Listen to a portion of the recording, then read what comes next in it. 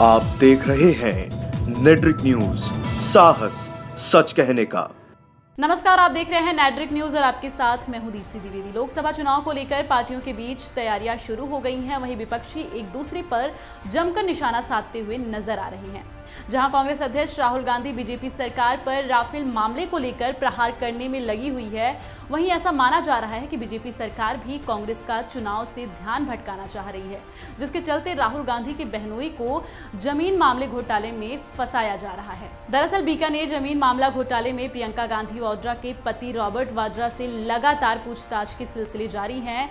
इस दौरान रॉबर्ट वाड्रा मंगलवार को जयपुर स्थित प्रवर्तन निदेशालय के दफ्तर पहुंचे, जिनके साथ प्रियंका गांधी वाड्रा और उनकी सासू मां मौरीन वाड्रा भी वहां पहुंची, जहां पर बीजेपी के खिलाफ जमकर नारेबाजी भी की गई और चौकीदार चोर है के नारे लगाए गए। आपको बता दें कि कड़ी सुरक्षा के बीच रॉबर्ट वाड्रा, प्रियंका और मौरीन मंगलवार की सुबह लगभग 10:30 बजे एक ही गाड़ी से शहर के अंबेडकर सर्कल स्थित ईडी के दफ्तर पहुंचे।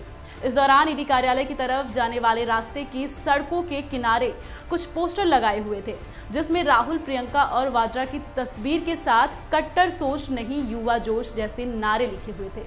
वहीं जब रॉबर्ट वाड्रा ईडी दफ्तर में दाखिल हुए, तब दफ्तर के बाहर खड़े कांग्रेस कार्यकर्ता प्रियंका गांधी जिंदाबाद के नारे और चौकीदार चोर हैं के नारे लगाए थे। आपको बता दें 7 फरवरी से 9 फरवरी तक लगातार दिल्ली में एजेंसी वाड्रा से पूछताछ कर रही थी, जिसके बाद जयपुर में पहली बार ईडी के सामने वाड्रा हाजिर हुए, जहां 7 फरवरी गुरुवार को ईडी ने उनसे 5.5 घंटे तक पूछताछ की। वहीं शुक्रवार को उनसे लगभग 9 घंटे तक पूछताछ की गई, जबकि 9 फरवरी शनिवार को दिल्ली में एजेंसी ने वाड्रा से लगभग 8 घंटे पूछताछ की। आपको बता दें कि पूछताछ से पहले वाड्रा ने एक फेसबुक पोस्ट किया था, जिसमें उन्होंने केंद्र की बीजेपी सरकार पर उनकी 75 वर्षीय मां को परेशान करने का आरोप लगाया गया है। उन्होंने लिखा है कि ईडी के सामने उपस्थित होने के लिए मैं और मेरी 75 साल की मां जयपुर में हैं। समझ नहीं आ रहा है कि एक बुजुर्ग को परेशान करने के लिए प्रतिशोध वाली सरकार इतना गिर जाएगी।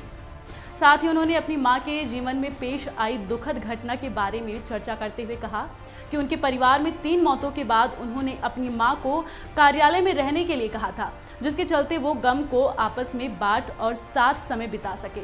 लेकिन अब उनके साथ कार्यालय में रहने के लिए उनकी मां को परेशान और बदनाम किया जा रहा है। वाड्रा ने अपने खिलाफ आरोपों की कानूनी वैधता पर सवाल उठाते हुए अगर कोई मुद्दा और गैर कानूनी बात की थी तो इस सरकार ने 4 साल और 8 महीने का समय क्यों लिया। उन्होंने कहा कि आम चुनाव के लिए प्रचार शुरू होने से 1 महीने पहले उन्हें पूछताछ के लिए बुलाया गया है। क्या वो समझते हैं कि जनता नहीं जानती है कि ये चुनावी हथकंडा है?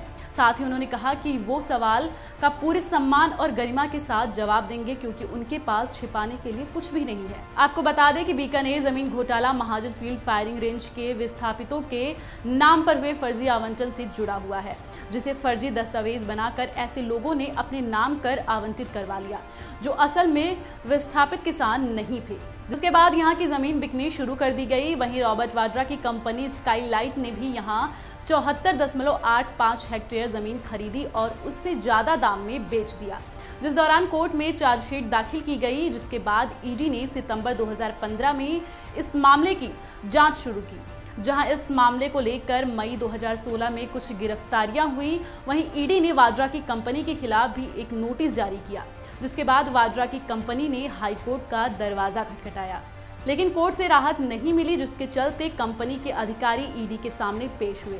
इस मामले में गजनेर और कोलायत थानों में लगभग 18 एफआईआर दर्ज हैं, जिसके बाद ईडी ने भी कई गिरफ्तारियां की हैं। आपको बता दें कि पिछले साल भी जयपुर में ईडी दफ्तर ने वाड्रा को पेश होने के लिए सम्मन भेजा था, लेकिन वो वहां नहीं पहुंचे थे। वहीं इससे पहले दिल्ली में मनी लॉन्ड्रिंग और विदेशी संपत्तियों को लेकर वाड्रा से ईडी पूछताछ कर चुकी है। अभी के लिए इतना ही, लेकिन देश दुनिया की तमाम खबरों को जानने के लिए आप देखते रहिए नेट्रिक न्यूज। नमस्कार। हमारे साथ जुड़े रहने के लिए हमारे YouTube चैनल को सब्सक्राइब करें, साथ ही बेल आइकन को दबाएं। नेट्रिक न्यूज की खबरें सबसे पहले देखने के लिए।